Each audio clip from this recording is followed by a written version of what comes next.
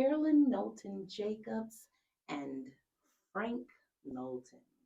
Oh wow, you going back to the family again, family again. Auntie Carolyn was mine and still is a mentor to me. I used to watch Aunt Carol to sing with Aunt Jean and Aunt San and Ruby and Aunt Sammy and Aunt Geraldine, Uncle Willie. She, I don't know what it was. Auntie Carol's voice, it was it was something about her voice, and it still is today. Something about my Aunt Carolyn Knowlton's Jacob's voice. I'm not gonna say it was haunting, but it was good. It was just good. Reminding me of a Gladys Knight. That's what it was.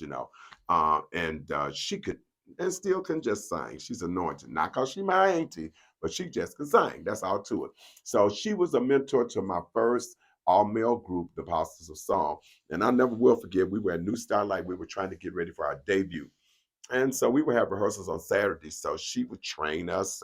She had one Saturday, she had these four microphones. They were stretched across the church. So it was like, okay. And so then she came in and she went over to the pot and there was some flowers in there, the plastic flowers. So she took the plastic flowers out and she stuck them inside each one of the microphones. I guess that was supposed to be the head of the microphone, what have you. And so when she was there, one of the members, God rest his soul, Edward Jackson, he said, Quinn. I said, what?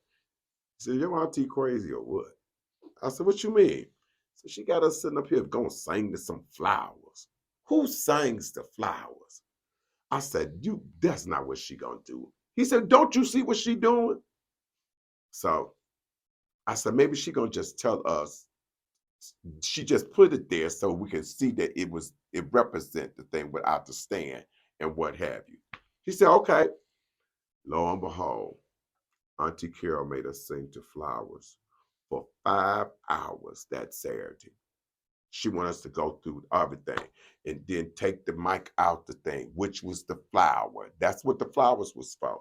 And so Jackson said to me, see, I told you your aunt was crazy, had us singing the flowers. He said, I hope don't nobody come in here and see us got these things in our hand and we sang it to it like we got some microphone. So yeah, but it paid off. Auntie Carol, thank you so much. I appreciate you so much for the singing flowers. Singing flowers. The singing flowers. But she's a great teacher. She was a great teacher. As for her son, her oldest son, my cousin, Pastor Frank J. Knowlton Sr., which I call him, quote unquote, Jure. Okay, now that's family. I don't do that in public because, after all, he's the pastor. But he still knows I call him Jure. So right now, it's my thing. I'm saying Jure. All right. I call him Young Man. Okay. Well, I call him Jure. Listen, we used to have to babysit him. Me and Renee, we all have to babysit all of those little children. He grew up. He and my nephew Eric, they was like, oh my Lord, they was a little bad. They was mischievous. And then they grew up, and Eric is no longer with us at this point. But Jure is doing very well from playing drums and playing for his mom's group on the road, the Inspirational Stars, when they went out on the road. And now the most exciting thing that I saw, and God has blessed, he's gotten married and got children. And now he is the pastor of one of our historical churches here in the city of Detroit, the Leland Missionary Baptist Church. And I am so proud of him. And can he preach? Yes, ma'am. Yes, sir. He can preach. So I'm proud of you, cuz. I'm proud of what you did for me this year. Well, last year, in 2022, you helped me to host my 42nd anniversary at your church, and you just opened the doors up. And that's just the way my cousin is. He's always been that way.